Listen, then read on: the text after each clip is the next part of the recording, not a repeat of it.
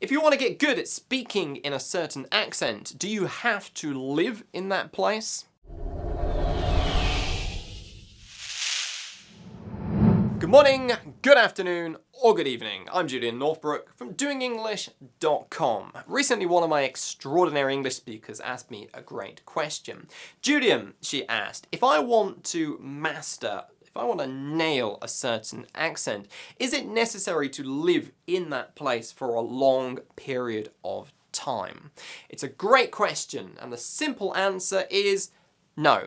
It is neither sufficient nor necessary or perhaps even preferable to live in the place where that accent is used in order to get really, really good at understanding and speaking with it yourself.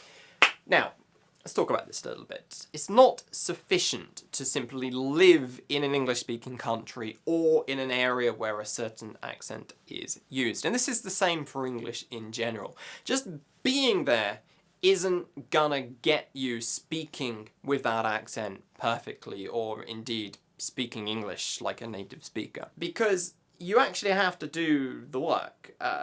Being in an area or an English-speaking country is going to give you more opportunities to be exposed to the language, and that is a good thing.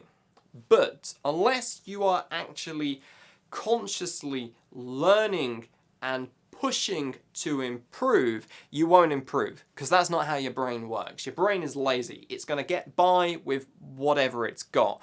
And if you don't force it to get better, it ain't gonna do it. As simple as that. Not only this, it's not necessary, or indeed even perhaps preferable, to live in a place where that accent is spoken. Recently, I interviewed accent expert Amy Walker of 21 Accents about her methods when it comes to mastering multiple accents, and she speaks with loads, and I mean like perfectly. When she speaks with a British accent, I would never know that she's not a British person. But she told me that she mastered the British accent, or British accents, plural, long before she ever actually went to the United Kingdom.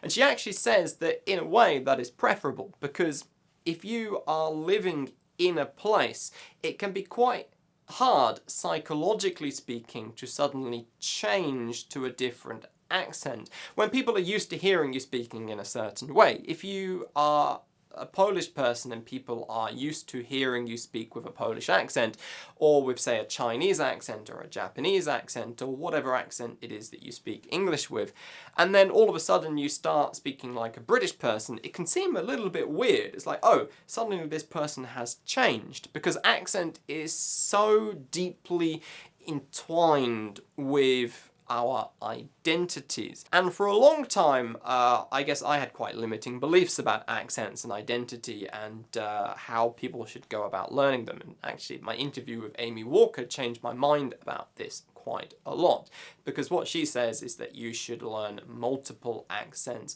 retain your own accent, but add to it and make that a part of your identity, which I thought was brilliant advice. But the point is, it can be psychologically quite difficult to make that switch. And of course, you've also got the messy period where you are still trying to learn and still trying to nail the specifics of an accent. And that can also be psychologically quite hard for people, because they don't want people to hear them before they are really, really good. So no, it's not necessary, it's not perhaps even preferable, and it's not sufficient either. Simply put, with the right methods, you can nail any accent or accents, plural, that you want from the comfort of your own home, wherever you are, and it's actually not that difficult to do, it turns out. If you want to learn more about this, you're going to want to check out my new, or I say new, soon to come out new book, Nail Your English Accent. This is a book that I've wanted to write for quite a long time, and it's a little bit different to other books that I've written in that this one I've actually interviewed quite a few people about the topic of accents and accent learning, and I've combined that with my own knowledge, what I know about accents from psycholinguistics and from how language is processed, used in the brain, and the linguistics, or I guess I should say the historical linguistics of accents and accent types and all of that good stuff. And I've combined everything that I've learned from other people with my own knowledge, and I've come up with a full-length book.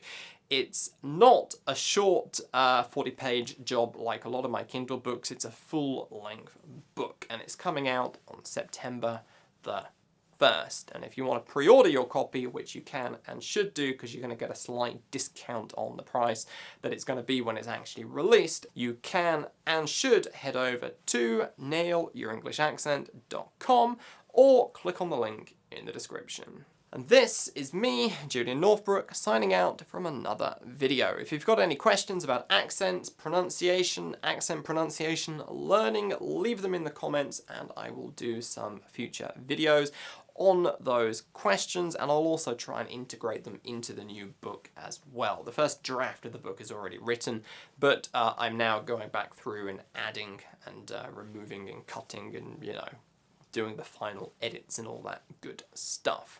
Right, this is me signing out. Take care, don't get caught doing anything that I wouldn't do, and I'll see you soon. Bye-bye.